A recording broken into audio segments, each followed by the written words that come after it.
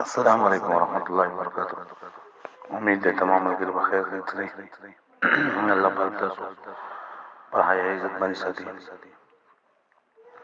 د حضور صلی الله علیه وسلم حدیث مبارک ده. حضرت ابو هريره رضی الله تعالی عنہ حضور صلی الله علیه وسلم نا ارشاد نقل کړي: ایاکم والحسد فإن الحسد يأكل الحسنات كما تأكل النار الحطب. حضور صلی الله علیه وسلم فرمایي تاسو د حسد نه ځان بچ کوئ، ځکه حسد نیکی ته څخوري لکه څنګه چې اور چې نه دا خشا کوي. دا حدیث په ابو داود شریف کې هم لیکل شوی دی او په مشکات شریف کې هم لیکل شوی دی. په دې حدیث کې پیغمبر علیه الصلاۃ والسلام مسلمانان دای دا حسد نه منع کړی دي. حسد څه ته ویل کیږي؟ حسد دا خطرناکو بیماریان ده چې دا غي نتیجه هغه د دنیا او د آخرت ورونو بربادي ده. حسد دا هغه ذهني کیفیت نوم ده چې دا غي کله انسان کې دا موجود وي دا کیفیت. نو دا یک انسان له الله پاک څخه دیني فضیلت ورکړي ده یا دنیوي فضیلت ورکړي ده. نو دی و چې الله پاک بدن د نعمت څنګه اخلي، کمال راکې او کله راکې او چې الله پاک دې نه واخلي.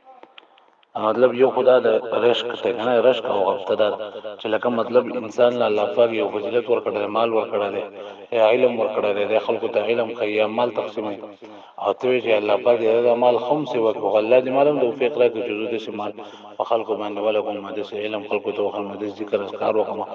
نو دا خو خدای پیغمبر اسلام فرمایي چې په دې کې دا غیبت او رشق چې دا سید لکه موږ په دنیا کې پس کېدل وایو. خو حسد دار چې لکه الله پاک انسان له انعام ورکړي او ته چې الله پاک د انعام واغسته کمال راکې او کنه راکې، خو الله پاک دې نه واخلي. د ډېر زیات ناکاره کار دی. پیغمبر علیه الصلوۃ والسلام فرمایي دا حسد د نیکۍ د شکرې لکه څنګه چې اور چې نه دا خشاع کوي اور منګه د خپل کو ایګ لرګي منګ واچو کنه څومره زر دا اور اخلي د قشان د دې انسان د نیکۍ څنګه ختميږي. د حسد انسان چې کوي کنه د درې وجونه کوي. یا خو د دشمنی د وجنه کوي، یو سره د بدی شي دشمنی یو سره یاد دی وجنه. یا دویم دا چې انسان د دنیا د مال سره د دنیا د عزت سره د دنیا د سيزونو سره منصب سره ډېر زیات محبت او انسان له الله پاک د دنیا مال ورکړه دی چې د مال په ماته څنګه مليږي او د منصب د دنیا ورته شي. نو انسان په لږه چې د دنیا محبت د دنیا د سيزونو محبت دې بخامه بیا حسد بکای. ادریم نمبر دې نه د تکبر د وجنه انسان چې نه دا حسد کوي چې د ځان څخه کاری د خدای پاک مخلوق او تبد کوي نو الله پاک بابا نه احسان وکيو دا انسان نه غیر الله پاک په دمانه ګوري دا احسان کړی او په دنیا کې چې څومره برایان دي کنه کومه سوچو ګرځاږي اصل چرچرنده حسد په دنیا کې د ټول نه لاولنه ګناه چې کوم شوی دی کنه نه هغه د قتل ګناه شوی او لاولنه قتل چې کړی دی قابیل د حضرت آدم علیه السلام د زمانو قابیل او حابیل. نو قابیل چې کنه قاف پکې راځي په قابیل کې او قاتل کې قاف راځي دا قاتل.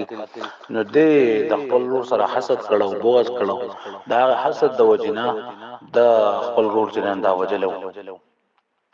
دا شانته حضرت آدم علیه السلام چې الله پاک پیدا کو او ابلیس ته وی چې ته حضرت آدم علیه السلام ته سجده وکړه. نو ابلیس دې دا حسد وکړو د حسد د وجنه د تکبر د په ځل کې راغی او پس دا غیر به چې نه حادثه دې انکار وکړ الله پاک د جنت نه راوېست. نو حسد ډېر زیات لوی ګناه ده. انسان چې کنه دا حسید انسان دې اسو نشي کولای خو صرف خپل باندې لیوانه شي د مال خلیه بیمار شي ادا نفسیاتی بیماری دي کنه چې رب الانسان ولې فائدہ الله پاک انسان باندې رحم کړه فضل کړه پکاردار ته خوشالي نن سبا چې موږ کنه خپل معاشره ده.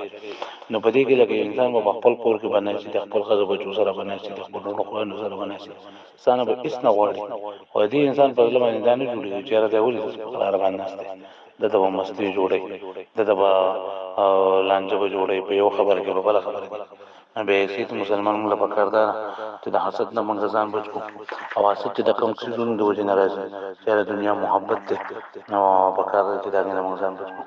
الله پاک دې موږ عمل کوو توفیق راکړي. السلام علیکم ورحمت الله.